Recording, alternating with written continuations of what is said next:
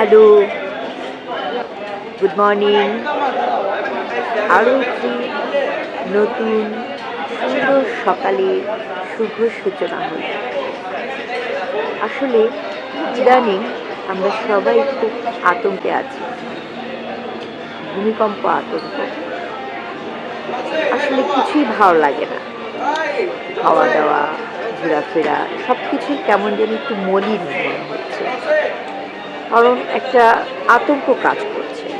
এটা শুধু আমার না, আমি জানি পুরো বাংলাদেশেই এখন এই আতঙ্কটা চলছে।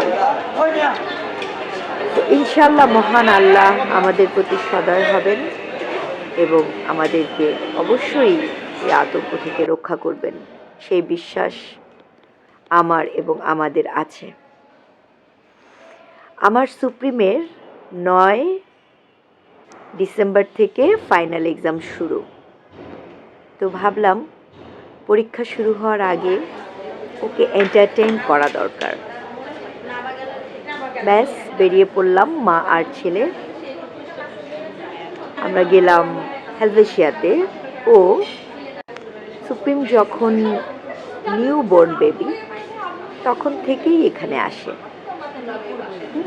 মাঝখানে কিছুদিন একটু গ্যাপ ছিল, যাই হোক আমরা এসেছি। এখানে আমরা খাবার অর্ডার করলাম।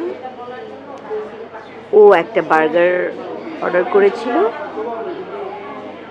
আমি হটডগ, সাথে আরও কিছু ছিল, কোল্ড ড্রিঙ্কস ছিল। আমি অবশ্য কোল্ড ড্রিঙ্কস খাইনি।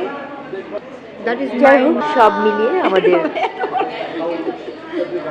মেলটা শেষ করে আমরা অত্যন্ত মজা করে আমাদের ফুডটা, এটা আমার খুবই প্রিয়, কলা আসলা শেষ করলাম। পুরোটা দিন আমরা, এটা আমার খুব পছন্দের, কলা আসলাটা আমার খুব পছন্দের ছিলাম। সুপ্রিম তো মাশাআল্লাহ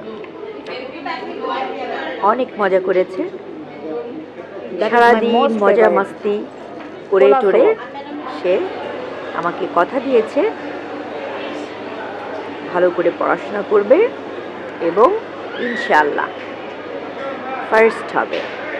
আসলে ফার্স্ট হওয়াটা মেইন কথা না, মেইন কথাটা হচ্ছে শেখা, জানা এবং ভালো রেজাল্ট করা।